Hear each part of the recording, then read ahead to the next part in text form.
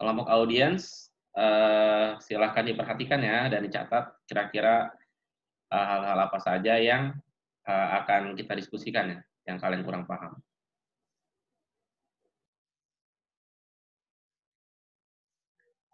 Baik, Assalamualaikum warahmatullahi wabarakatuh. Selamat pagi Pak Bowo dan teman-teman semuanya. Kami dari kelompok 2 akan mempresentasikan materi hari ini tentang kompleksasi dan pengikatan protein. Nah, sebelumnya kita akan perkenalan dulu. Next. Nama saya Anissa Hana Mufida dengan NRP 024. Nama saya Yolanda Sharon dengan NRP 013. Saya Sylvia Anggreni, NRP 029. Saya Jennifer Marta, NRP 049.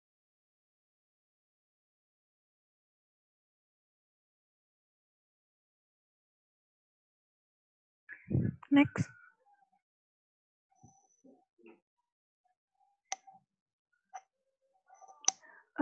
Langsung aja kita masuk ke yang pertama, senyawa kompleks. Senyawa kompleks adalah senyawa yang mengandung setidaknya satu ion kompleks. Ion kompleks terdiri dari satu atom pusat atau central metal cation, kation, berupa logam transisi ataupun logam golongan utama yang mengikat anion atau molekul netral yang disebut ligan. Ion kompleks dari suatu senyawa dapat berikatan dengan ion lain agar suatu senyawa kompleks dapat bermuatan netral. Jika ion kompleks bermuatan positif, maka ion tersebut akan mengikat ion lain yang bermuatan negatif dan begitu pun sebaliknya. Yang pertama ini kompleks ion logam, itu ada yang pertama kompleks anorganik, yang kedua kelat, yang ketiga kompleks olefin, yang keempat kompleks aromatik, dan dibagi lagi menjadi kompleks ikatan pi, kompleks ikatan sigma, dan senyawa sandwich. Yang pertama, kompleks anorganik. Kelompok ini terdiri dari kompleks anorganik sederhana yang ditemukan pertama kali oleh kimiawan muda Swiss Alfred Werner pada tahun 1981.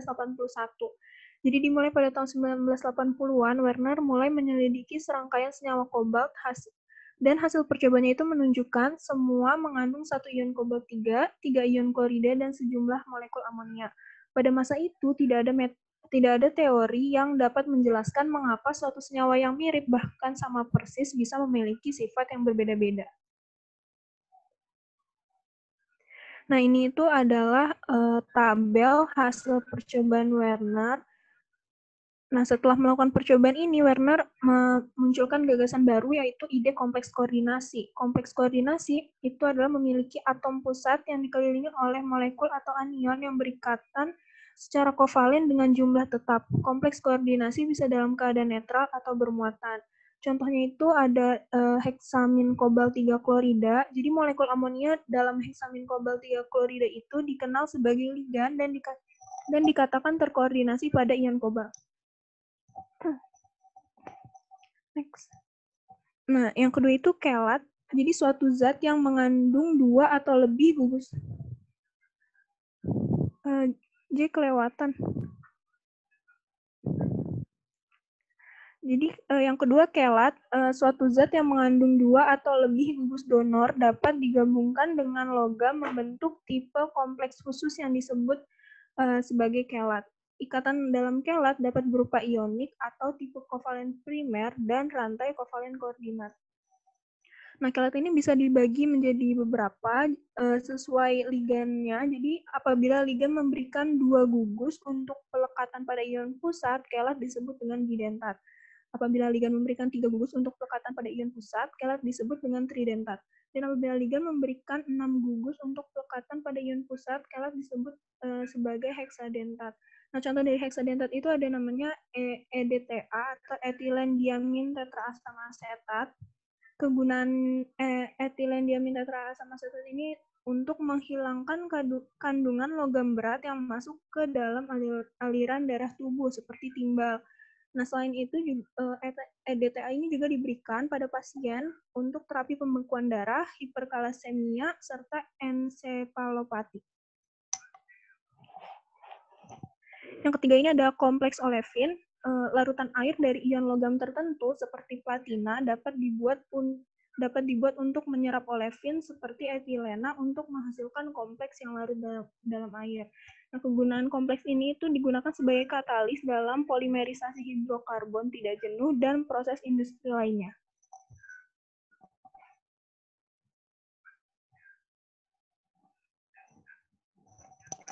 Yang keempat ada kompleks aromatik. Yang pertama ini kompleks aromatik ada namanya ikatan pi. Aku lupa masukin ke dalam sini, jadi dijelasin aja. Jadi dalam kimia, ikatan pi adalah ikatan kimia kovalen yang dua cuping orbital atom yang berelektron tunggal bertumpang tindih dengan dua cuping orbital atom lainnya yang juga berelektron tunggal. Secara umum, makin besar kekuatan basa hidrokarbon aromatis, makin stabil kompleksnya. Nah, adanya ikatan pi ini juga akan memperkuat ikatan antara logam dengan ligan sehingga meningkatkan kestabilan kompleks. Selanjutnya ada kompleks ikatan sigma. Kalau ikatan sigma itu adalah ikatan kovalen yang terbentuk akibat tumpang tindih orbital ujung ke ujung dengan kerapatan elektron yang terkonsentrasi di antara inti atom yang berikatan. Nah, senyawa koordinasi ini sangat reaktif dan sulit diisolasi. Kompleks melibatkan suatu ikatan sigma antara satu ion dan satu karbon dari cincin aromatis. Nah, ini gambarnya itu adalah kompleks yang terbentuk oleh reaksi pasangan katalis HCl, AlCl3 dengan toluena. Kompleks sigma ini terjadi dalam reaksi Friedel-Crafts, tetapi sampai saat ini tidak dapat diterapkan dalam bidang farmasi. Next. Nah, kompleks aromatik yang terakhir itu ada namanya senyawa sandwich.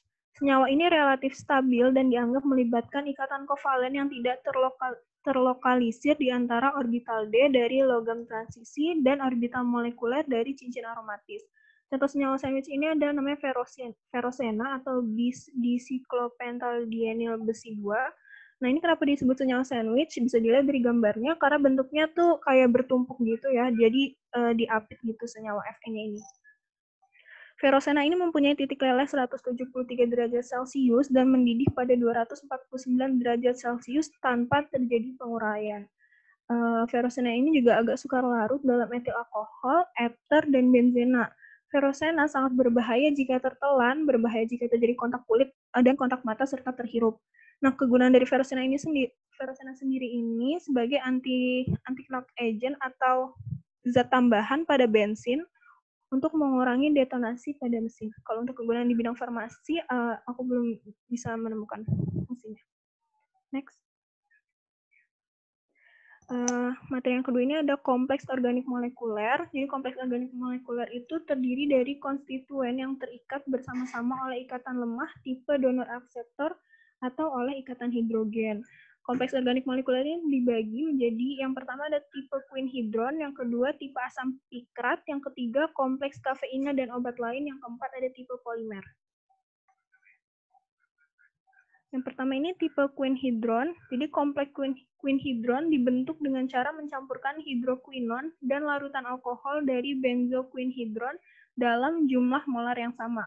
Kompleks yang terbentuk antara benzoquinon dan hidroquinon dalam perbandingan 1:1 dapat dikatakan diakibatkan dari tumpang tindihnya kerangkapi dari molekul quinon yang kurang elektron dengan kerangkapi molekul hidroquinon yang kaya elektron. Nah, fungsi kegunaannya ini itu sebagai elektroda dalam penentuan pH. Jadi apabila larutan air dijenuhkan dengan quinhidron, kompleks akan terdisosiasi menjadi quinon dan hidroquinon yang ekuivalen sehingga bisa digunakan sebagai elektroda dalam penentuan pH. Next. Yang kedua ada tipe asam pikrat. Jadi asam pikrat atau 2,4,6-trinitrofenol apabila bereaksi dengan basa kuat akan membentuk garam. Dan apabila bereaksi dengan basa lemah akan membentuk kompleks molekuler butesin pikrat. Zat ini berbentuk serbuk kuning, tidak larut dalam air, tetapi larut dalam pelarut organik. Nah, kegunaan dari butesin pikrat ini sendiri sebagai salep 1% untuk luka bakar dan kulit lecet yang sakit. Nah, butesin pikrat ini menggabungkan sifat antiseptik dari asam pikrat dan sifat anestesi dari butesin. Next. Yang ketiga ada kompleks kafeina dan obat lain. Jadi kafeina itu membentuk kompleks dengan anion asam organik yang lebih larut dibandingkan santin murni, Tetapi kompleks yang terbentuk itu kurang larut dibandingkan dengan kafeina itu sendiri. Nah, kegunaannya itu sebagai pembuatan tablet kunyah. Jadi kompleks yang tidak larut ini menyebabkan kafeina tidak sepahit substansinya sehingga bisa dimanfaatkan dalam pembuatan tablet kunyah. Jadi kan pembuatan tablet kunyah itu kan tablet itu bakal dikunyah. Jadi kalau pahit itu kan kurang enak. Nah, karena ini kompleksnya kurang larut, kafeina ini jadi nggak bakalan sepahit substansinya, jadi bisa dimanfaatkan dalam pembuatan tablet kunyah. Next. Yang terakhir ada namanya tipe polimer. Kompleks polimer disusun dari ion logam dengan ligan jembatan organik untuk membentuk kelompok polimer secara berulang, yang kemudian biasa disebut koordinasi polimer. Jumlah atom donor dari ligan-ligan yang terikat pada atom pusat atau ion logam itu disebut dengan bilangan koordinasi. Pada suatu percobaan, ditemukan bahwa semakin stabil kompleks organik yang terbentuk, makin besar reservoir obat yang tersedia untuk pelepasan. Suatu kompleks stabil menghasilkan laju pelepasan awal yang lambat dan membutuhkan waktu lama untuk pelepasan sempurna. Nah, ini dimanfaatkan dalam memberikan sifat pelepasan yang dipertahankan lambat untuk obat dari membrane encapsulated device. Next.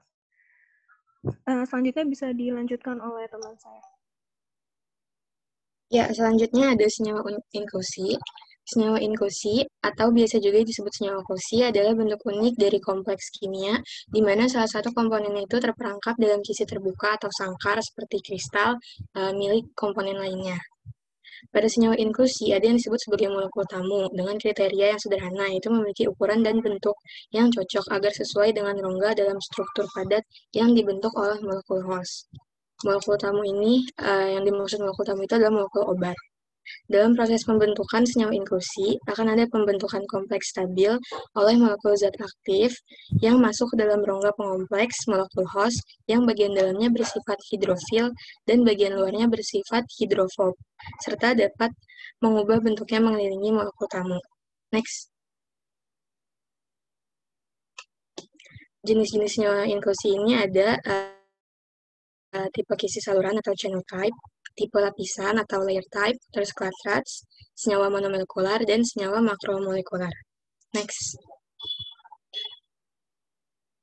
Yang pertama itu tipe kisi saluran. Kisi saluran itu terbentuk oleh kristalisasi molekul host.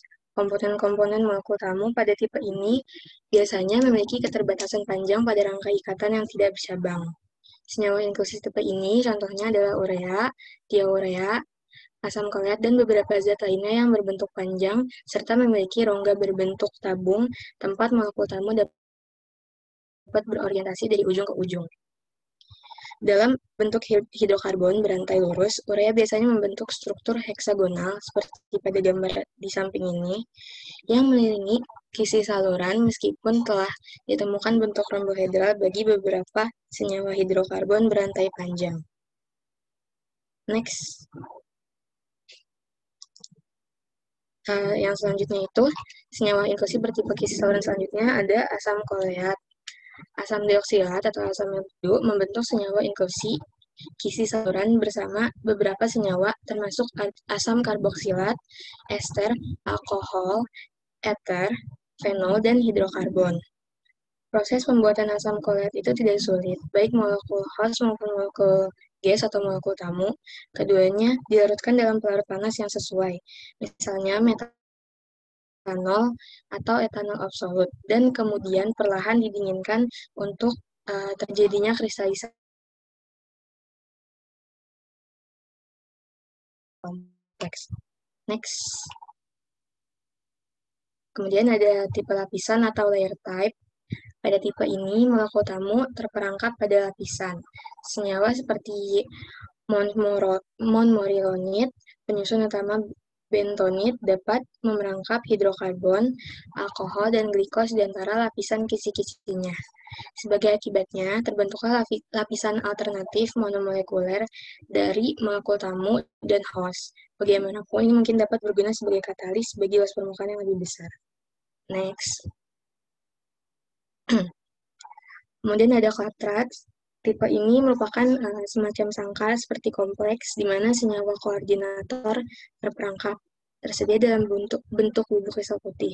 Contohnya, struktur berbentuk seperti sangkar yang terbentuk melalui ikatan hidrogen dari molekul hidrokuinon. molekul kecil yang terperangkap dan membentuk larat. Ini contohnya ada di gambar yang ini. Kristal ini memiliki lubang-lubang berdiameter 4,2 lanjut. Next.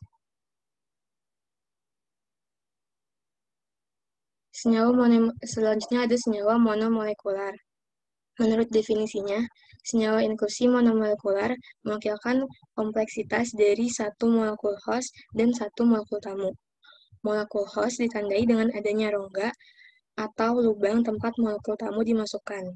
Senyawa inklusi makromolekuler yang diteliti secara menyeluruh adalah senyawa-senyawa yang dibentuk oleh siklodextrin. Siklodextrin mudah membentuk senyawa inklusi dengan senyawa organik dalam jumlah yang banyak, termasuk banyak turunan benzena. Gambarnya seperti pada contoh di samping ya, teman-teman. Lanjut, cek.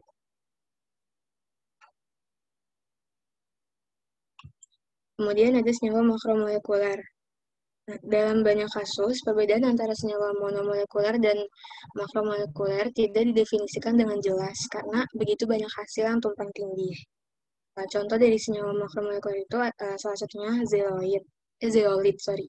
Zeolit merupakan kategori utama senyawa inklusi makromolekuler yang banyak digunakan dalam bidang farmasi serta bidang biologi dan kimia lainnya, dikarenakan kemampuan memecah molekulnya yang unik. Menurut ukurannya, saringan molekuler memiliki 3 dimensi kisi kristal anorganik dengan segudang rongga yang saling terhubung, tergantung pada ukuran saluran dan rongga di dalam kristal. Di antara banyaknya saringan molekul, yang paling sering digunakan adalah zeolit yang muncul secara natural maupun yang disintesis untuk beberapa tujuan spesifik. Selanjutnya ada ikatan protein. Ikatan protein adalah suatu peristiwa yang melibatkan formasi kompleks obat dengan protein. Ikatan obat dengan protein secara umum bersifat reversibel dan irreversibel. Ikatan reversibel umumnya melibatkan ikatan kimia yang lemah seperti ikatan hidrogen, ikatan hidrofobik, ikatan ion, dan gaya van der Waals. Sementara itu, untuk ikatan irreversibel, meskipun termasuk langka, terjadi atas ikatan kovalen yang seringkali menyebabkan karsinogenik atau toksik dari suatu obat. Ini gambar di samping ini contohnya adalah tabel ikatan protein dengan obat. Lanjut. Berikutnya ada faktor-faktor yang mempengaruhi ikatan protein. Yang pertama itu faktornya datang dari faktor yang terkait dengan obat. Faktor mempengaruh ikatan protein yang terkait dengan obat itu adalah sifat fisiokimia obat, konsentrasi obat, dan afinitas obat terhadap komponen pengikat. Terus yang kedua ada faktor yang terkait dengan protein. Faktor pengaruh ini diantaranya itu ada sifat fisiokimia protein, konsentrasi protein, dan jumlah situs yang mengikat. Next. Kemudian yang ketiga itu faktor yang mempengaruhi ikatan protein. Ketiga ada interaksi obat.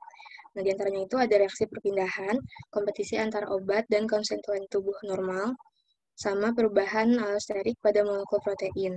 Yang keempat, faktornya adalah faktor yang terkait pasien, yaitu umur sama kondisi penyakit. Next. Nah, ini kinetik ikatan protein obat.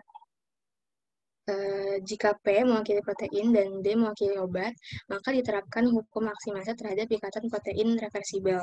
Persamaannya adalah sebagai berikut, yang digambar ini ya teman-teman. Keterangannya itu,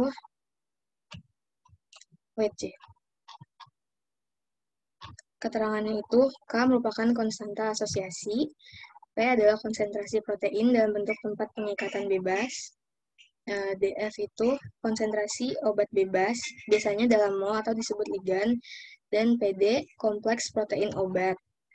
K itu bervariasi karena suku dan lebih baik ditampilkan sebagai KT. PD yaitu simbol obat terikat ditulis sebagai DB dan D obat bebas ditulis sebagai DF. Next.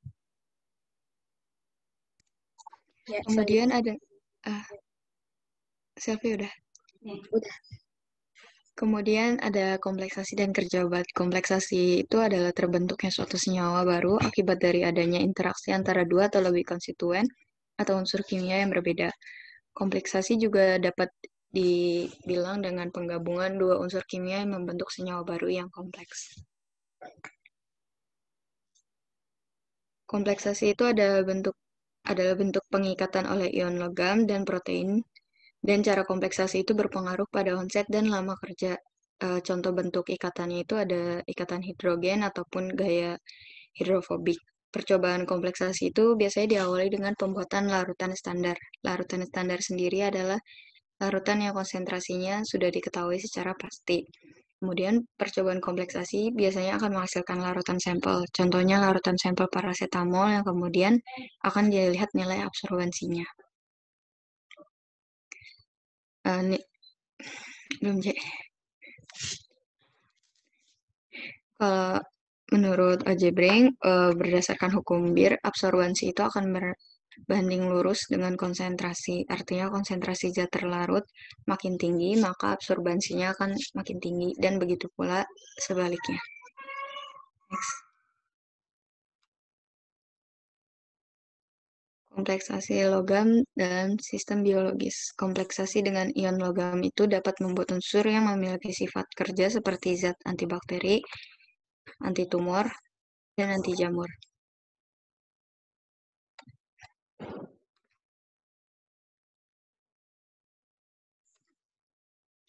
Contoh kerja obat dalam sistem biologisnya itu ada dimercarpol atau bal British anti-lewisite yang apabila disuntikan secara intramuskuler akan mengikat ion logam berat seperti arsenat, merkuri, antimon, dan emas. Kemudian contoh yang lainnya ada kompleks besi dan oksin, 8-hydroxyquinolin yang berperan sebagai zat antibakteri dan anti jamur.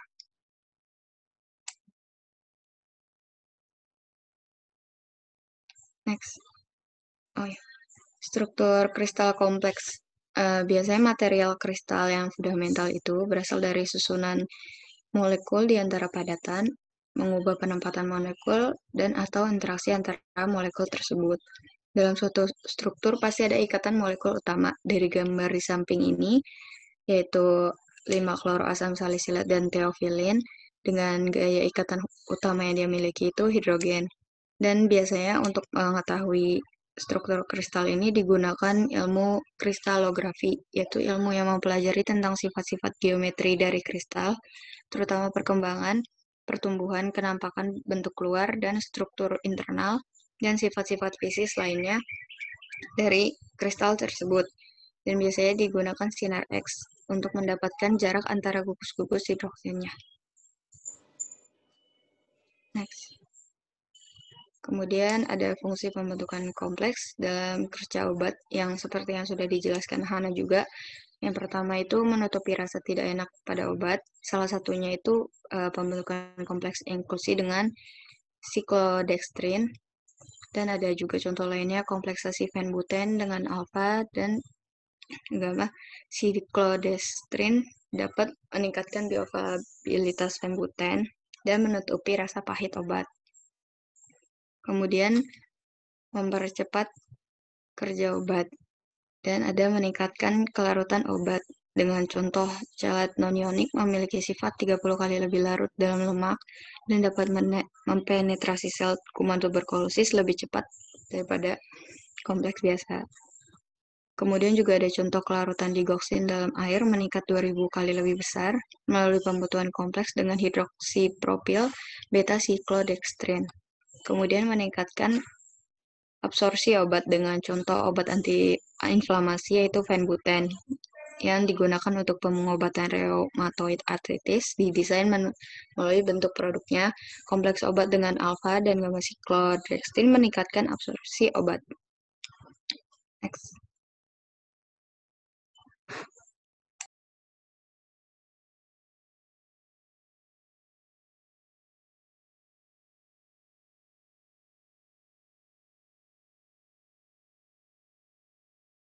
Mau apa sih share screen aja ya, Pak?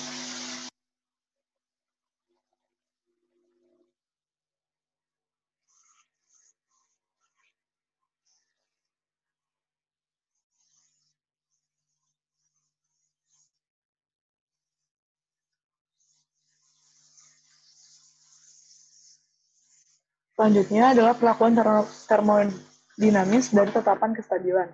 Perubahan energi bebas standar kompleksasi berhubungan dengan konstanta stabilitas keseluruhan K yang membentuk persamaan sebagai berikut. Jadi persamaan ini bisa kita ketahui dari pelajaran termodinamis yang sudah kita pelajari pada bab sebelumnya.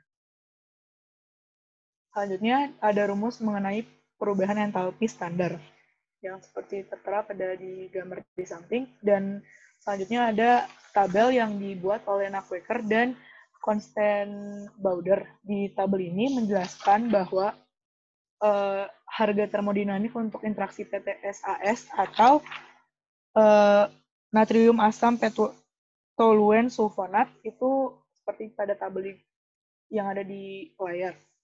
Selanjutnya, sering peningkatan rangkaian homolog kopolimer alkil, konstanta penyikatan naik secara zigzag. Konstanta untuk kopolimer rantai karbon alkil bernomor ganjil lebih tinggi daripada K untuk rantai karbon berikutnya yang bernomor genap. Akan tetapi, harga konstanta dan fungsi termodinamik meningkat dengan bertambah panjangnya rantai alkil untuk rangkaian kopolimer alkil ganjil ataupun genap. Sekian presentasi dari kelompok kami. Oh ya, untuk kegunaan dari stabilitas ini untuk mengukur stabilitas obat. Sekian presentasi dari kelompok kami, kurang lebihnya mohon dimaafkan.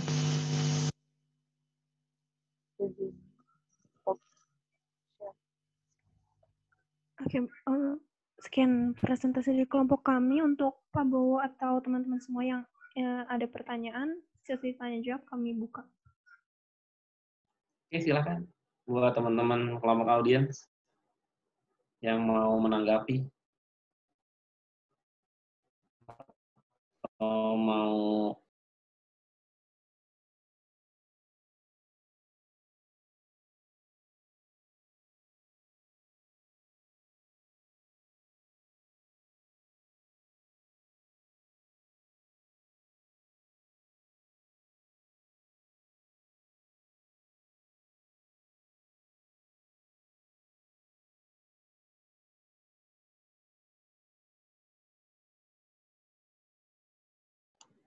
presentasi yang menarik ya tadi ya, sudah cukup baik dibawakan.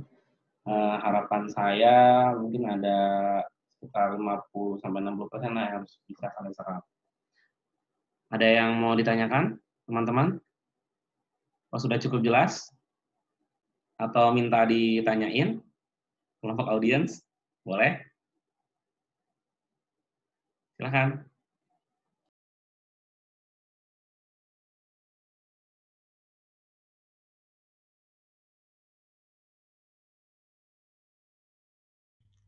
Izin bertanya dong. Saya Reda, NRP 002. Yang mempengaruhi ikatan protein itu apa aja ya?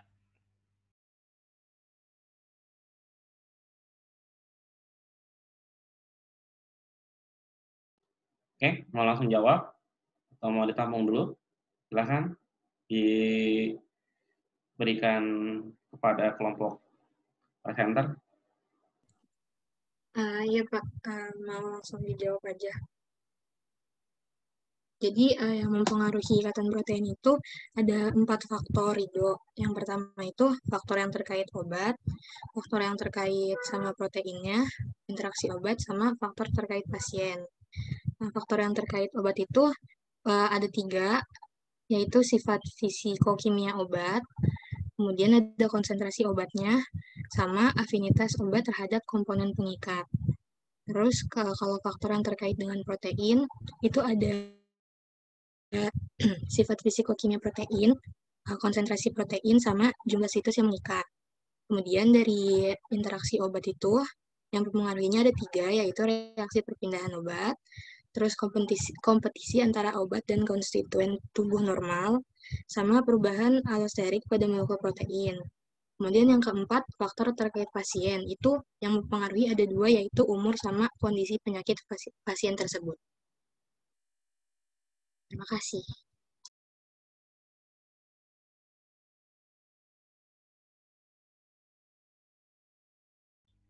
Oke, terima kasih, Yola.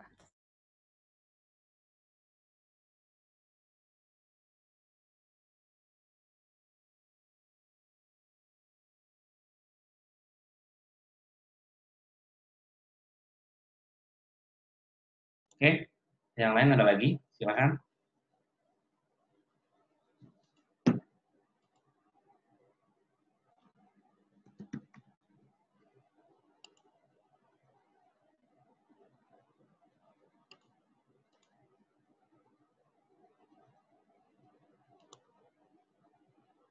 Sudah cukup jelas?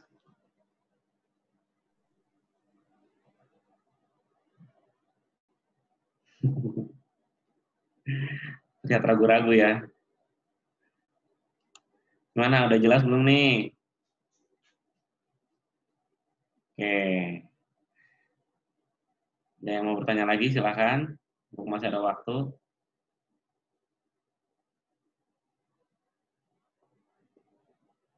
Octavia mic-nya bermasalah ya kayaknya. Coba diketik aja. Nanti dibacakan sama kelompok presenter. Yang lainnya silakan. Kalau ada pertanyaan, ini bab yang menarik ya, dan nanti sangat berkorelasi di semester-semester ke depannya. Itu tadi ada pembentukan kompleks, ada apa tadi? Ikatan protein, nanti kalian belajar di Parkin ya, farmakokinetik di semester 4. Nah, itu menarik sekali. Ada lagi? Atau sambil mungkin share screen lagi, kelompok presenter. Mungkin kelompok audiensnya lupa nih. Tadi yang mana yang saya mau tanya ya, gitu. Kadang-kadang seperti itu. Silakan. Baik, Pak. Kalau gitu share screen aja, Pak. Ya, silakan.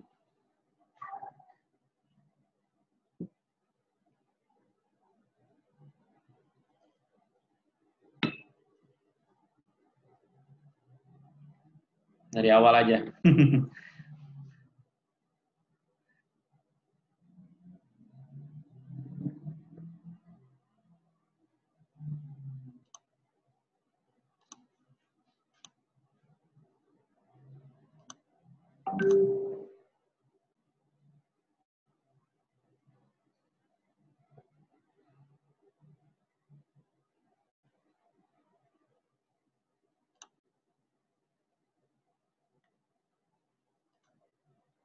Nah, senyawa kompleks ya.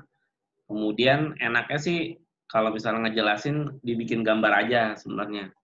Lebih enak dibuat gambar. Senyawa kompleks itu terdiri dari satu atom pusat. Gambar aja atom pusatnya siapa. Misalnya tadi CO ya. Nanti kayaknya ada kompleks menggunakan kobalt. Gitu. Kemudian ya ada kompleks anorganik, kelat, kompleks olefin, kompleks aromatik, ya. Kemudian next anorganik, ya. Contohnya apa? Kobalt sama kobalt 3 plus ya, kobalt 3 plus sama ion klorida dan sejumlah molekul amonia. Ya. Next. Itu enaknya, nah digambarin nih COCl3 ya. Mau klarifikasi itu Warner apa ya? Pertama kali menguraikan kompleks anorganik itu tahun 1890-an, Pak, bukan 1980. 19? 1890-an, bukan 1980-an. Iya. Silahkan kelompok presenter. Iya, maaf, Kalat. Sepertinya salah baca di buku sumbernya juga yang ditulis 1891. Dapat dari sini. Oke. Terima kasih Rido sudah mengingatkan. Ya. Oke, lanjut. Alhamdulillah berarti nyimak ya. Kedua kelat. Nah, ini kelat ini aplikasinya nanti banyak. Kalian harus paham kenapa disebut kelat. Kelat itu artinya apa, definisinya. Kemudian di situ ada contoh EDTA, etilen diamin tetra asam edetat. Gitu. Nah, di situ nanti dimanfaatkan ya ketika kalian melakukan formulasi. Kemudian juga bisa melakukan penetapan kadar ya. Gitu, dengan membentuk kompleks dengan logam. Gitu. Contohnya semester berapa ya? Semester 4 mungkin. Tapi angkatan kalian mungkin kuantinya nggak pakai titrasi lagi, kemungkinan besar ya. Kalau titrasi kan udah cara lama, industri farmasi sudah banyak meninggalkan titrasi. Mereka sekarang banyak pakai instrumen. Jadi mungkin nanti kalian tidak akan bersinggungan dengan titrasi menggunakan EDTA. Kemungkinan besar ya, nanti kita lihat. Seperti itu. Jadi nanti juga kalian menggunakan chelating agent. Chelating agent itu buat apa? Buat mengikat logam. Jadi misalnya bahan kalian, zat aktif kalian itu nggak tahan terhadap logam, maksudnya nggak stabil gitu. Ketika dia kena bereaksi dengan logam, dia terdegradasi atau dia teroksidasi gitu. Oh iya, ini ada pertanyaan dari Oktaria, silakan kelompok presenter.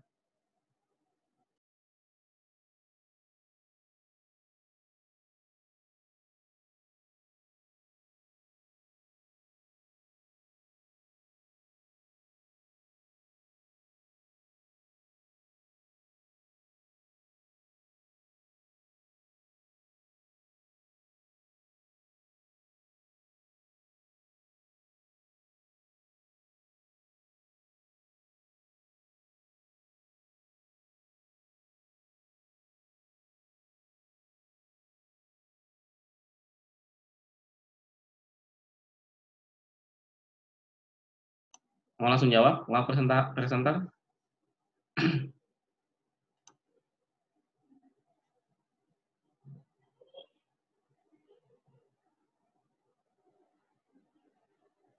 Nah, bisa langsung dijawab tuh kayaknya. Silakan.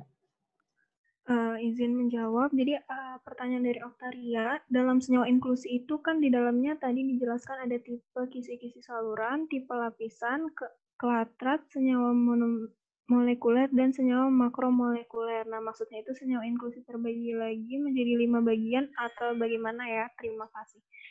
Kalau menurut yang saya pahami dari buku, sepertinya senyawa inklusi itu dibagi menjadi 5 tipe itu, Oktaria. Sepertinya begitu.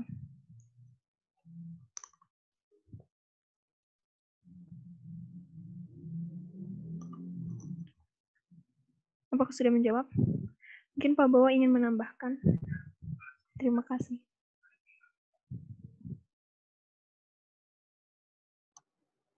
Oke, tadi pertanyaannya adalah dalam senyawa inklusi itu di dalamnya ada tipe kisi saluran, tipe lapisan, kelatrat, monomolekuler, makromolekuler. Nah, jadi artinya sebenarnya ini berkaitan sama mekanisme kerjanya ya. Gitu. Ada yang saluran contohnya amonia ya, kalau di buku ya. Amonia sama senyawa apa sih? Rantai panjang ya di halaman berapa kemarin? Saya lupa.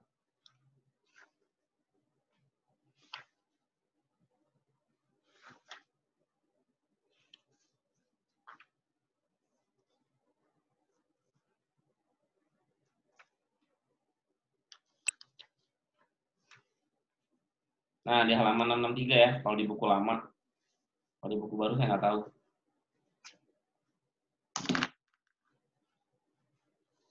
Nah, ini saluran. Yang membentuk seperti kanal ya. Kelihatan nggak sih? Kalau di buku lama seperti ini gambarnya. Itu. Jadi si CONH22 kalinya ini seakan-akan seperti membentuk kayak kanal-kanal gitu, dan si senyawa yang entrap compoundnya itu nanti di dalamnya gitu. Kemudian ada tipe lapisan contohnya siapa tadi presenter?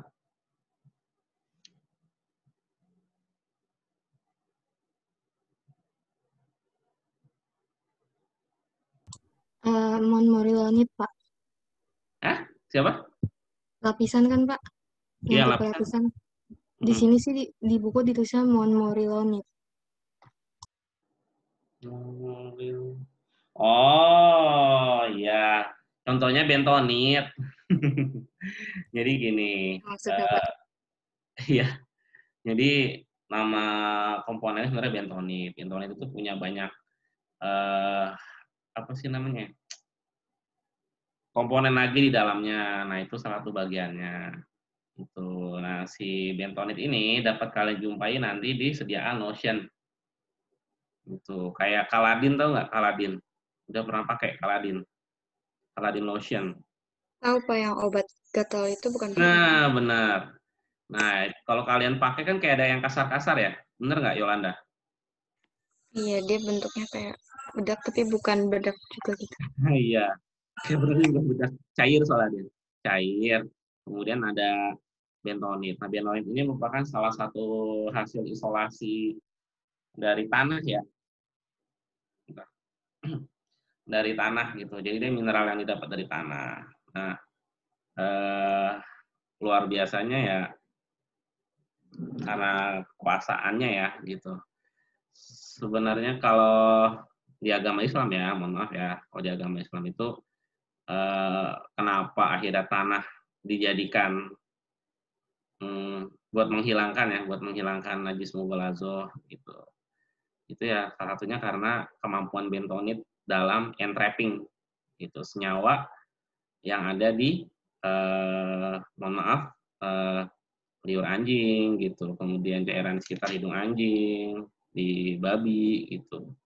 Dia bisa entrapping gitu. Kenapa 7 kali? Ya diharapkan dengan 7 kali sudah terlapisi gitu, sudah membentuk suatu lapisan gitu. Jadi lebih mudah dibersihkan dan akhirnya bisa toharoh ya, bisa bersuci gitu, bisa berwudu, kemudian baru melaksanakan ibadah gitu. Jadi ada ininya ya, ada dasarnya gitu. Kemudian makanya di negara tetangga ya, di Malaysia itu banyak banget produk sabun halal ya. Jadi sabun yang digunakan untuk mencuci najis mughaladzah. Nah, dalam hati saya, tuh buat apa beli sabun seharga Lifebuoy, Nuvo, Gift, Lux. Kalau pakai tanah aja bisa. Kurang kerjaan, nggak apa-apa lah. Nama juga usaha ya. Siapa tahu cuan gitu. Ya nggak? Kreatif juga sih, cuma ya sayang nggak ekonomis. Kemudian berikutnya tadi ada setelah lapisan apa ya tadi ya? Setelah lapisan itu klatrat. Klatrat contohnya apa? Klatrat sih itu ya, si hidroquinon ya? Hidroquinon bukan? Klatrat. Iya Kak. Iya, hidroquinon. Hidroquinon dia punya itu di buku salah, dia bukan sikloheksan ya. Dia benzen. Coba lihat di Google, search hydroquine chemical structure.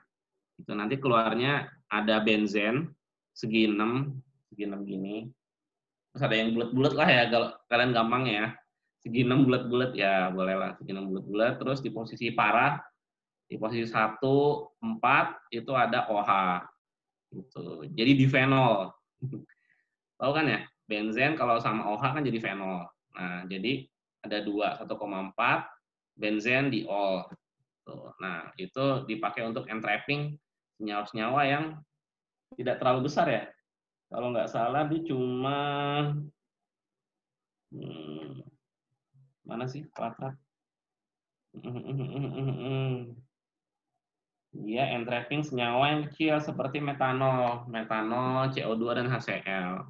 Ya karena kurang besar juga. Jadi buat entrapping compound itu juga ada batasannya. Kalau senyawanya cuma sekian dengan BM sekian, ya berarti yang buat di entrapping ya nggak banyak-banyak juga gitu. Nggak besar-besar juga. Kecuali dia besar seperti misalnya CMC, karboksimetil selulose. Nah itu kan derivat selulose ya 1,4 beta, 1,4 beta selulose ya, 1,4 beta ya. Nah iya. Jadi karena dia strukturnya bulky, itu besar, BM juga gede, ya berarti dia bisa digunakan untuk entrapping, gitu, untuk membentuk suatu lapisan yang multimolekuler ya, kalau untuk derivat selulose. Kalau surfaktan biasanya dia, aduh, Kalian belum dapat ya? Ya ditelan aja mentah-mentah ya. Jadi gini, air sama minyak campur atau enggak? Yang mudah dulu ya, air atau minyak campur atau enggak? Enggak, Pak. Nah, enggak. Gimana caranya biar bergabung?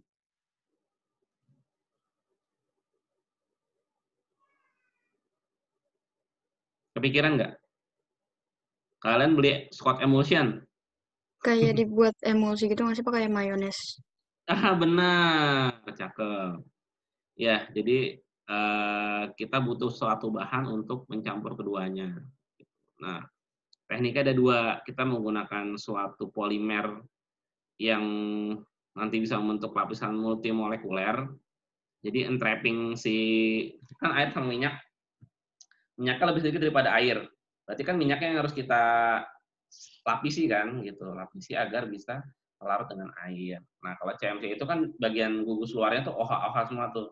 OH-OH kan berarti polar, gitu. Nah, nanti minyaknya di-entrap, dijebak di dalam, kemudian gugus terluarnya yang OH-OH itu berikatan dengan air di sekitar, gitu. Berinteraksi dengan air di sekitar. Sehingga minyak tersebut bisa terdispersi. Terdispersi itu dia bukan terlarut ya. Kalau terdispersi itu biasanya kita masih bisa ngelihat gitu. Oh, ini airnya nggak jernih, airnya agak keruh. Nah, berarti si something-nya itu terdispersi gitu secara homogen gitu. Jadi salah satu fungsi untuk tadi ya pembentukan kompleks, terus entrapping compound itu ya salah satunya itu. Pembentukan emulsi, pembentukan suspensi. Paracetamol kan larutannya kecil ya dalam air ya, 1/70. Makanya dibutuhkan suatu suspending agent. Nah, nanti itu dipelajari di semester berikutnya lah. Nanti sekarang udah pusing tuh. Ya Allah Pak, segitu pusingnya semester besok. Ya, iya emang. Biasanya banyak jatuhnya di semester 2. Semester 2, 3, 4, 5, 6, 7. Terus aja Pak, jatuh terus. Enggak. Jadi ilmu di farmasi itu dia akumulatif. Sekarang kalian belajar fisika farmasi dasar. Besok belajar farmasi fisik. Kemudian di samping itu kalian belajar farmasetika. Semester depannya lagi ada solid. Semester depannya lagi liquid semi solid. Semester depannya lagi ada steril. Semester depannya lagi ada GMP. Gitu. Nah, berarti artinya ilmu yang didapat itu nggak boleh lupain. Hanya saya nggak pernah menyarankan mahasiswa itu untuk SKS ya. Sistem kebut semalam. Nggak boleh, saran saya. Karena nanti jadi kayak minyak menguap ya. Menguap aja. Ditanya nanti semester berikutnya, apa ya Pak? Saya lupa Pak. Loh, kalian bukannya nilainya A semua nih? Bagus-bagus semua. Iya Pak, saya SKS gitu. Oh, SKS. Pantas. Seperti peppermint oil ya. Cepat menguapnya. Ya kayak gitu. Kemudian, tadi sampai mana ya? Oh, sampai monomolekuler ya. Monomolekuler itu contohnya, apa tuh? Surfaktan bisa sih, monomolekuler. Mono itu di sini pakai dextrin di sini malah. Dextrin ya contohnya ya. Dextrin, siklodextrin itu monomolekuler. Jadi dextrin ini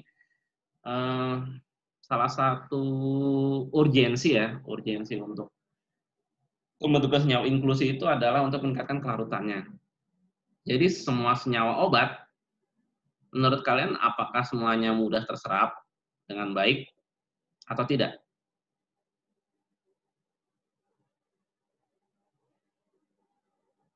Gimana kira-kira? Semua senyawa obat bisa nggak langsung terserap dengan baik di tubuh? Enggak, Pak, ada yang sulit absorpsinya. Nah, benar. Jadi nggak semuanya ya. Nah, sifat apa sih yang melatar belakangi mereka itu mudah terserap atau tidak? Salah satunya adalah kelarutan. Jadi semua obat tidak akan bisa,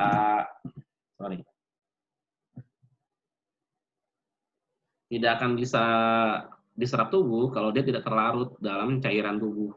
Gitu. Dia tidak terdisolusi. Gitu. Kan di lambung kita ada cairan ya. Nah itu dia melakukan proses disolusi nanti. Jadi kalian misalnya minum sirup obat batuk sampai ke lambung dia harus terlarut dulu di cairan lambung. baru nanti bisa terserap. Semakin banyak yang dia terdisolusi, biasanya kan semakin banyak yang diabsorpsi.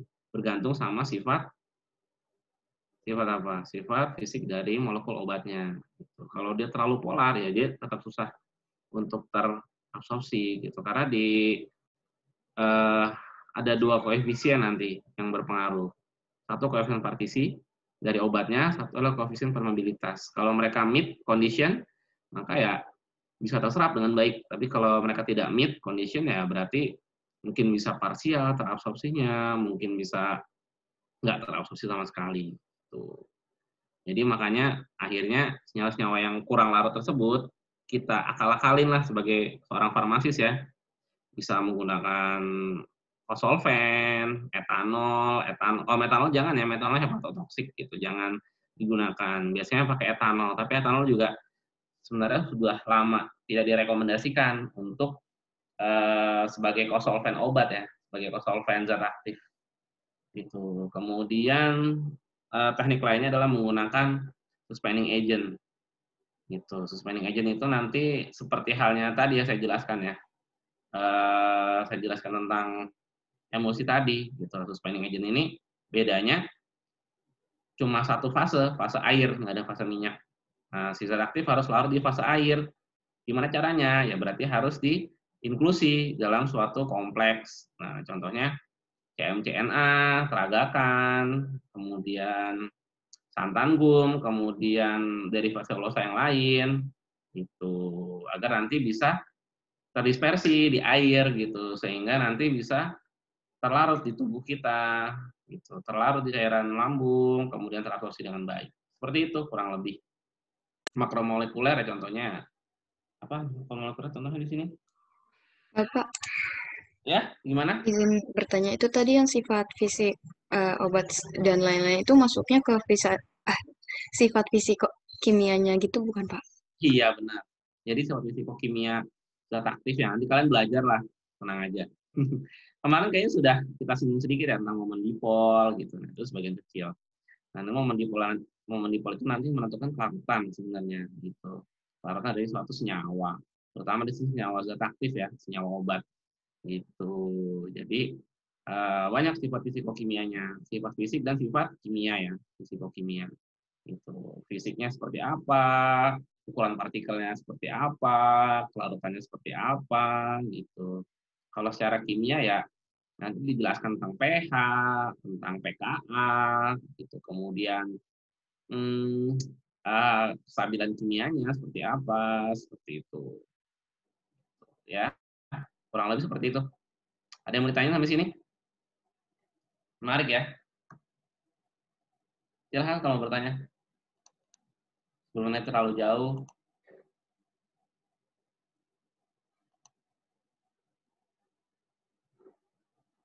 Oke, kalau tidak ada, lanjut. Ini organik molekuler ya, ada quinhidron, asam pikrat itu menarik ya. Kalian ketemu nggak ya? Kayaknya nggak deh. Kalau asam pikrat ini nanti dipakai di ini reaksi kristalisasi. Kalau dulu zaman saya ya. Jadi suatu asam pikrat saya tetesin di sampel saya yang dia sifatnya basa lemah. Gitu. Nanti dia membentuk suatu kompleks. Nanti di mikroskop kelihatan kayak kristal something yang dia itu spesifik. Gitu. Asam pikrat dulu saya pakai buat itu. Gimana? Udah mulai pusing? Kayaknya udah, aduh, gimana nih Pak? Kayaknya farmasi susah banget ya, emang susah banget. Oke, lanjut. Kompleks kafein dengan obat lain. Ya, kafein kan dia derivat santin. Nanti bisa kalian lihat inti ya. Sebenarnya golongan-golongan santin itu ada banyak. Ada kafein, teofilin, teobromin. Itu yang masing-masing itu punya sifat fisikokimia spesifik gitu dan punya aktivitas yang spesifik juga. Kayak kafein, dia kan SSP ya, stimulasi sistem saraf pusat. Sedangkan kalau teobromin kalau teofilin kan dia bronkodilator, bener nggak? Udah belajar belum? Spesialit. Spesialis udah belajar?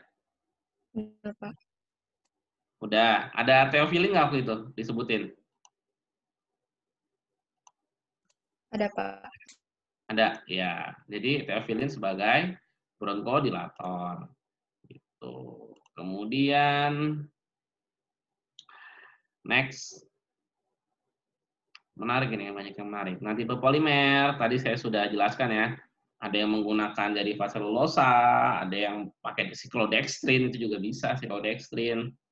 Itu. Nah, nanti ini bisa juga sebagai matriks. Jadi tablet kalian nanti bisa dimodifikasikan, tablet yang kalian minum misalnya paracetamol. Itu konvensional. Jadi konvensional itu artinya ketika masuk ke tubuh hancur, udah ada terserap semuanya gitu. Sedangkan kalau misalnya kita menggunakan prolong release atau sustain release, maka kita harus bisa membuat matriks buat menahan zat aktifnya keluar. Jadi zat aktifnya itu nanti dikeluarkannya frequently gitu, nggak langsung semuanya. Misalnya berapa menit sekali, lepas gitu. Kok bisa Pak? Iya, kita nanti menggunakan sistem matriks namanya. Atau nanti bisa juga disalut. Tahu salut nggak? Pernah dengar? Tablet salut. Ada yang pernah dengar nggak? Pernah. Di mana, Natasha? Di memes kan banyak tulisannya tablet salut saput gitu Pak, banyak di memes gitu-gitu. Oh, di memes ya. Oh, berarti pas spesialis. Oh iya. Biasanya untuk vitamin E bukan sih, Pak? Saya pakai vitamin E, semuanya tablet salut selaput yang pernah saya minum. Oh, tablet vitamin E ya. Oke, Natur E itu bukan? Natur E, sorry yang nyebut merek ya. Bukan berarti bukan berarti di endorse atau disponsorin ya. Cuma ya kita sambil belajar. Apa namanya? Koridornya belajar. Ya bisa gitu. Vitamin C juga kan banyak di salut. Enervon C itu salut selaput gula loh. Salut gula gitu untuk meningkatkan. Jadi vitamin C itu salah satu senyawa yang dia mudah sekali teroksidasi.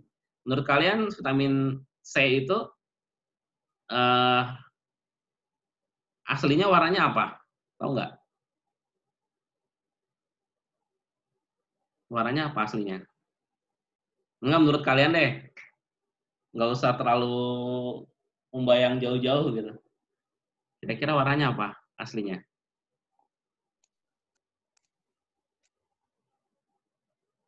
Apa ya?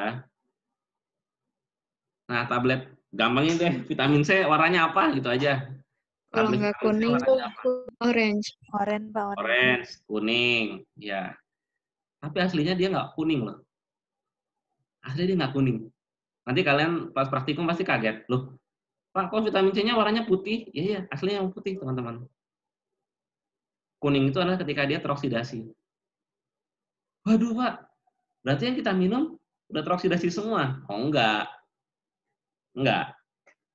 Jadi itu satu teknik. Biar nggak ketahuan. Saya buka-buka aja di sini. Ya, jadi kita nggak pernah tahu ya, yang mana yang sudah hilang aktivitasnya, yang mana enggak gitu kan. Kalau kita buat tablet warna kuning, yang kita nggak tahu gitu, zat aktifnya sebenarnya udah teroksidasi atau belum sih, gitu. Jadi ini teknik ya. Wah, berarti kejam dong Pak. Ya gimana ya? Ya itulah dunia bisnis. Ya gitu, pokoknya ya bismillah lah. Makanya kalian sebagai farmasis buatlah formulasi yang stabil gitu. Ya bolehlah kalian mengakali dengan ngasih warna kuning gitu biar nggak ketahuan dia teroksidasi. Cuma harus dipastikan gitu bahwa selama dia disimpan dalam suhu kamar dia tidak teroksidasi. Gitu kurang lebih. Menarik ya. Ternyata ya. Gitu. Makanya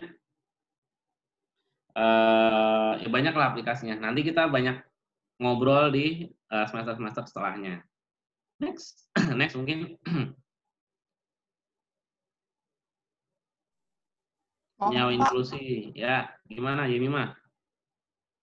Yang Bapak singgung tadi yang cara kerja obat yang pro-release itu contohnya pitalongsel ya Pak, yang dia saya pernah baca leafletnya dia time release terus dalam satu kapsul itu ada butir-butir kecil warnanya ada merah kuning gitu.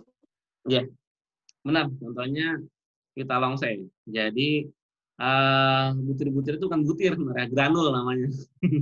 Granul. Jadi di granul tersebut dibikin satu sistem di mana keluarnya vitamin C itu tidak langsung semuanya, nggak 100% langsung ya Mima. Gitu. Jadi dikeluarkannya misalnya 5%, keluar dikit, keluar dikit, keluar dikit gitu. Sistem matriks ya. Dia dienkapsulasi namanya itu. Jadi vitamin C-nya nggak dikasih gelondongan, dia dilapisi oleh suatu polimer sehingga bisa menahan laju keluarnya dia, laju difusinya dia. Gimana ya Mima? Menarik ya? Apa udah langsung mau penelitian aja nih? Baik, terima kasih Pak. Iya, sama-sama. Ya, seperti itu kurang lebih. Kemudian ini senyawa inklusi. Ya, inklusi. Kompleks kimia di mana satu komponen terperangkap dalam kisi terbuka atau sangkar seperti kristal meli komponen lain. Ya, contohnya apa inklusi? Coba next. Oh, ini yang tadi ya, yang kita bahas tadi. Saluran, lapisan, klatrat, monomolekuler, makromolekuler. Ya, udah kita bahas ya. Next terus. Sampai sini ada yang mau ditanyain nggak? Tuh, tadi ada steroid. Coba tadi previous. Nah, ini nih, yang ada segi 6, 1, 2, 3, sama segi 5, 1, itu namanya inti steroid. Biasanya dia ditemukan di derivat-derivat steroid ya, dexamethasone, betamethasone, kemudian apalagi tuh, dexa, beta, terus mometasone, terus ada apa lagi tuh, ya banyak lah. Kemudian di hormon juga ada estradiol, estrogen, progesteron gitu. Kurang lebih dia intinya semuanya steroid. Gitu. Nah, hati-hati menggunakan steroid ini, hati-hati ketika misalnya nanti ada bengkak gitu di kalian minum dexamethasone, itu jangan diminum terus-terusan, biasanya dia 3 hari stop gitu. Kenapa sih? Ya karena efek sampingnya juga lumayan ya. Penggunaan dalam jangka panjang menimbulkan efek buruk, efek samping itu moon phase. Moon phase itu wajahnya jadi seperti bulan gitu. Tapi nggak di langit ya, serem juga gitu. Ini jadi moon phase tapi di langit. Serem. Sambil ketawa lagi. Jadi horor. Next. Menarik ya. Nah, ini tadi lapisan. Ya, next. Lapisan. Ada klatrat. Tadi si hidroquinon. Itu benzen ya, bukan sikloheksan. Nanti diperbaiki aja, nggak apa-apa. Kan kalian belum belajar kimia organik ya. Nah, semester depan ada kimia organik. Wah. Kalau disingkat KO, emang membuat KO teman-teman. Karena gimana ya? Kalian harus paham semua struktur itu dalam waktu 1 semester. Nah, itu kalian harus punya tips gimana cara belajar sendiri gitu. Kalau saya sih dulu belajar satu, misalnya kalau dulu kan saya di UI sama Prof. Yahdiana Harahap. Nah, itu misalnya beliau menjelaskan tentang alkana, saya belajar dulu alkana. Setelah beliau nerangin, saya ulang di rumah gitu. Walaupun dengan waktu yang sebentar ya, tapi insya Allah sih lebih masuk di otak. Insya Allah ya. Gitu. Mungkin bisa ditiru. Tapi nggak ditiru juga nggak apa-apa sih. Karena saya dulu juga belajarnya ya seketemunya. Kan dulu ya anak sibuk saya. Dulu saya kura-kura, kuda-kuda. Kura-kura tahu? Kuliah rapat. Kuda-kuda, kuliah dagang.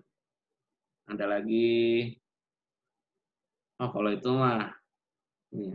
Atau lagi kuliah kuja, kuliah kerja. Ngebimbelin anak orang. Next. Jangan ditiru. Itu kesesatan yang nyata ya. Kalau saya kuliah dengan berbagai macam itu sebenarnya nggak visible ya. Kalau apalagi buat angkatan kalian. Molekuler ya, psikodekstrin, nanti kalian bisa Bisa banyak aplikasinya tuh, menarik tuh. Psikodextrin di zaman saya ada 3 orang yang neliti ya, dan itu zaman sekarang udah berkembang banget untuk aplikasi psikodextrin. Ya, dia peningkat kelarutan ya, psikodextrin. Next, intrap aspirin molekul kan, iya. Makromolekuler, ya CMC. Kemudian ada siapa lagi di situ contohnya?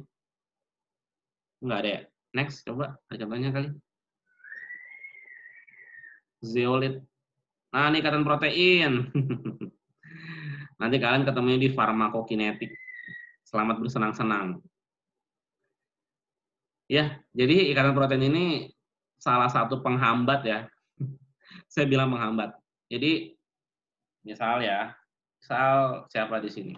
Pokoknya, oh Dava, saya ingat di sini Dava. Dava, Rido kan karena mirip anak kedokteran ya. Bercanda ya, jangan diambil di hati ya. Dava, Rido, satu lagi itu siapa ya? Sebentar. 3 kan ya? 3 di A, 3 di B. Oh, Haris ya, satu lagi ya? Benar, 3. Ya, contohnya Dava nih. Dava pusing nih. Pusing karena mata kuliah saya ya. Mata kuliahnya Pak Ugo pusing nih. Minum paracetamol Paracetamol 500 mg gak mempan. Makanya 650. Minum, terus kok nggak hilang-hilang gitu. Oh, berarti ada something nih. Nah, something-nya bisa jadi ini. Banyak molekul. Masih kedengeran kan ya suara saya? Ini kayaknya tadi ada gangguan bandwidth-nya. Masih kedengeran kan ya? Masih, Pak. Pak. Masih ya? Oke. Kalau saya cek bandwidth-nya udah mulai low. Jadi saran saya buat teman-teman buat planning ya. Terutama nanti nih pas ujian. Buat planning, jadi kan biasanya anak-anak tuh pakainya WiFi rumah ya. IndiHome, ya enggak? Ya paling sering IndiHome lah. Yang terkenal dengan sesuatunya lah. Tagihannya yang terlalu cepat, pelayanan yang begitu lambat, sehingga membuat banyak joker di Indonesia. Joker di Indonesia itu sebenarnya orang baik yang dia pakai IndiHome di rumah. Kalau teman saya seperti itu. Gitu. Akhirnya mereka pindah ke provider lain. Jadi buat planning teman-teman, oke nggak apa-apa pakai IndiHome, tapi siapin kuota cadangan di HP. Gitu. Jadi nanti ketika ujian atau apa, udah tahu nih bandwidth-nya low nih, langsung pindah ke HP. Atau misalnya ada gangguan, langsung pindah ke HP. Gitu. Jadi langsung transisinya cepat. Itu kan kelihatan ya sebenarnya. Ada apa sih kayak buat ngukur ini kecepatan di HP. Lupa programnya apa gitu. Kemarin teman saya memperagakan, oh gini, ketahuan ini.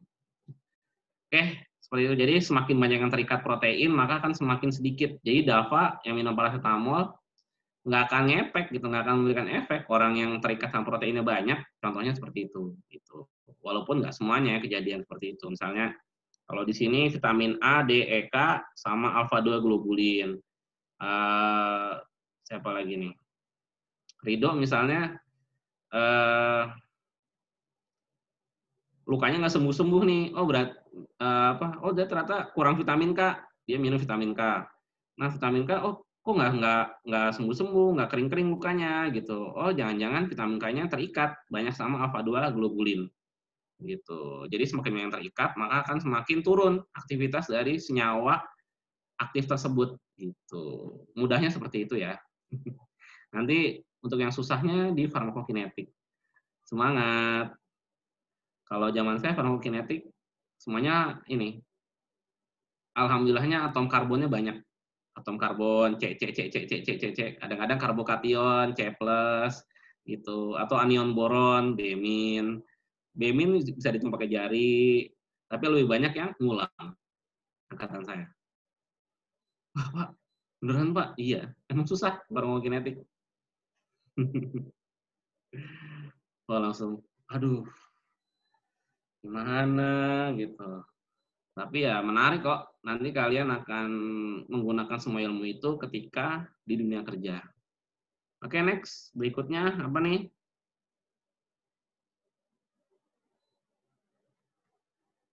Faktor yang berkaitan dengan obat. Ya. Jadi sel biokimia obat, konsentrasi obat, afinitas terhadap komponen pengikat, ya.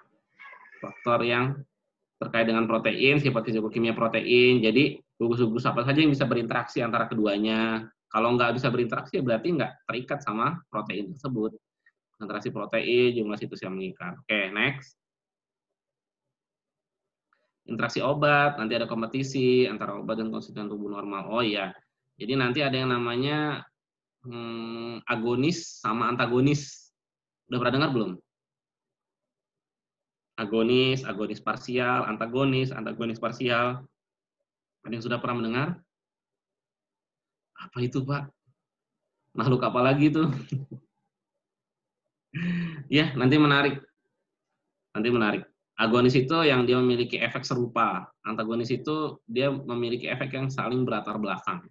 Saling membelakangi ya. Misalnya satu itu dia bronkodilator, satu malah bronkokonstriktor. Nah, berarti senyawa-senyawa seperti itu disebut antagonis. Ada yang sebagai antagonis parsial. Atau terkait pasien, umur, dan kondisi penyakit. Ya, benar. Oke, next. Oh, kalau ini mungkin nanti ketemunya di ini aja kayaknya, kestabilan. Ini karena ada ceritanya panjang ini yang ini. Next. Kompleksasi dan kerja obat. Ya kan tadi udah belajar ya, kompleks ya. Contohnya DTA, yang dipakai untuk chelating agent, gitu. Oke, next.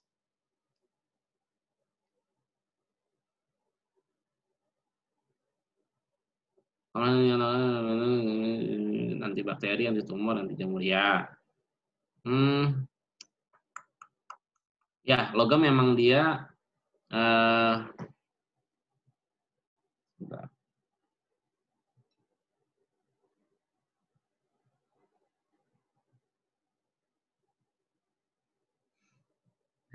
Oke, jadi logam itu memang salah satu compound yang dia bisa mendenaturasi protein. Gitu. Jadi memang banyak yang dipakai, tapi jarang sih sekarang. Gitu. Karena serem juga ya logam masuk ke tubuh. Gitu. Biasanya logamnya sudah terionisasi ya dengan menggunakan bahan yang lain. Atau menggunakan anion yang lain. Oke, next. Anti tumor juga sebenarnya dia bukan logam, dia sebenarnya isotop. Pernah dengar nggak isotop? Isotop Ra, Ra berapa tuh yang kemarin ya? Nanti mungkin saya share kalau ada webinar-webinar tentang isotop ya, penggunaan isotop, isobar, isoton dalam dunia namanya apa sih sekarang? Farmakoradiologi ya? Radiofarmaka, radiofarmaka.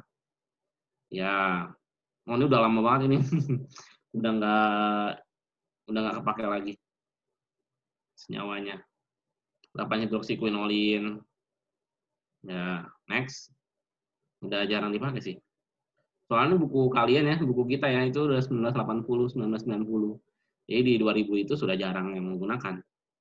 Nah, ini struktur kristal kompleks, ya 5-kloro asam salisilat dan teofilin. Ada atom hidrogen, ya kan asam salisilat dia punya COOH ya. Tahu nggak? Karboksilat. Asam karboksilat. Yang mana ya Pak ya? Karboksilat. Udah lupa Pak. Yang penting SBM saya lolos. Nggak apa-apa. Nanti kalian akan ketemu lagi. Tenang aja. Kita ingetin kalian kok. Next. Fungsi pembentukan kompleks dan kerja obat. Menutupi rasa tidak enak. Ya, menutupi rasa tidak enak. Satu obat, salah satunya dengan menggunakan, ya, dengan siklodextrin ya. Siklodextrin bisa digunakan untuk melapisi si komponen yang dia rasanya nggak enak. Gitu. Percepat kerja obat. Bukan percepat, dia sebenarnya ya mempercepat bisa sih, gitu. Meningkatkan disolusi artinya. Gitu. Kemudian meningkatkan kelarutan obat, ya, karena kelarutannya tinggi, maka disolusinya tinggi, maka absorpsinya juga tinggi. Gitu. Maka kerja obatnya juga semakin cepat, efek yang didapat semakin cepat, atau onset yang digunakan, onset yang terjadi semakin cepat. Gitu. Durasinya gimana Pak? Durasinya tergantung dari sistem pelepasannya. Next. Nah, delta G kemarin udah belajar ya. Delta G apa? Entropi atau entalpi? Bedanya sama delta S apa? Yang mana Pak? Nanti saya lihat lagi deh Pak. Saya lupa slide yang mana ya. Baca lagi. Gampang lah itu rumusnya. Kalau saya sih ngitungnya sebenarnya enakan Dylan sih. Tapi kalau kalian pakai 2,303 RT log ya nggak apa-apa. Next. Delta G sama dengan kemarin udah nih ya, delta G sama dengan delta H, entropi sama dengan entalpi dikurang sama suhu dikali delta S. Oke, next. Udah ya? Udah Pak, habis. Oke, seperti itu kurang lebih. Oh, udah selesai. Kalian sudah finish nih. Udah siap ujian. Gimana kalau besok kita ujian? Kayaknya nggak dulu deh, Pak.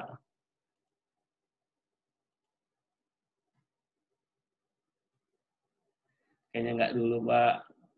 Saya pikir-pikir dulu, Pak, kapan ujiannya.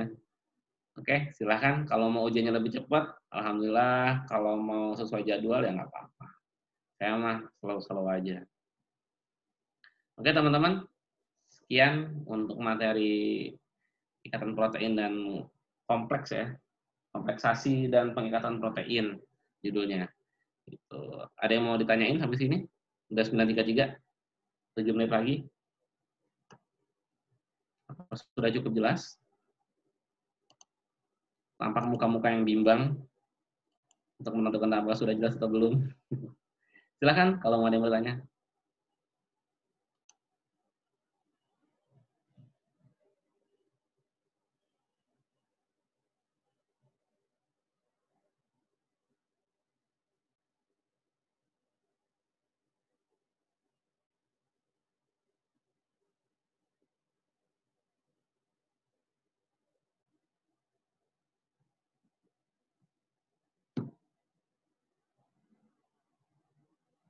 Ada yang mau bertanya, silakan.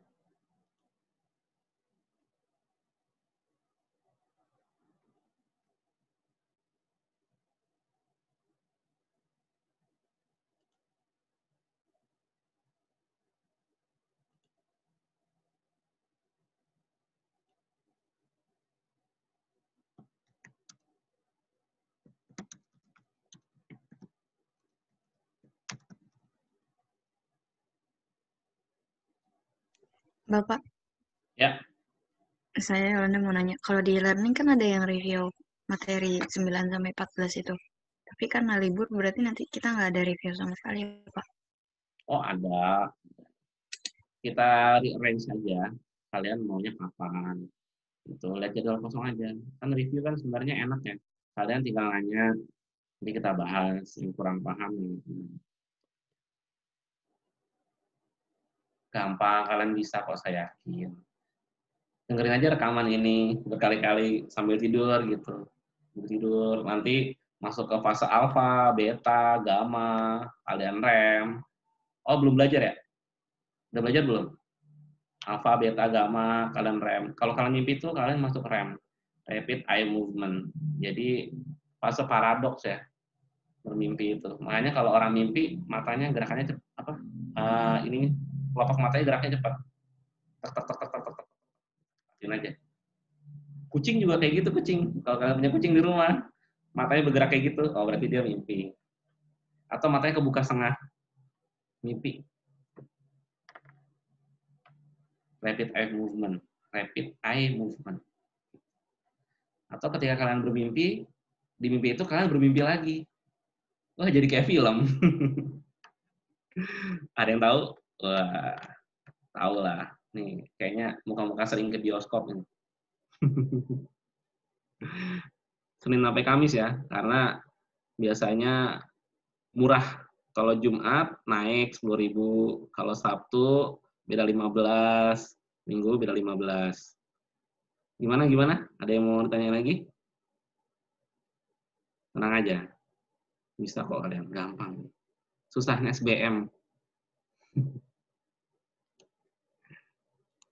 Ada lagi yang mau bertanya, teman-teman? Silahkan.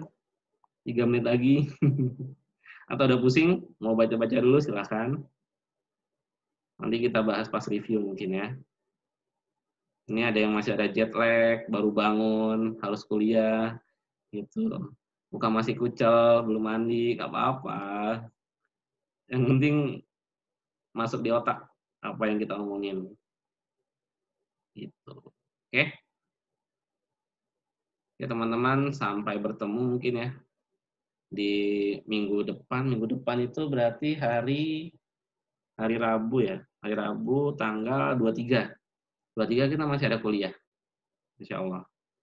23 masih ada kuliah, 24, 25 kita libur. 31 sama 1 kita libur. Kan ada revisi SKB 4 Menteri ya. Itu pun nanti berpengaruh ke kita. Oke teman-teman, saya cukupkan. Sekian, wassalamualaikum warahmatullahi wabarakatuh.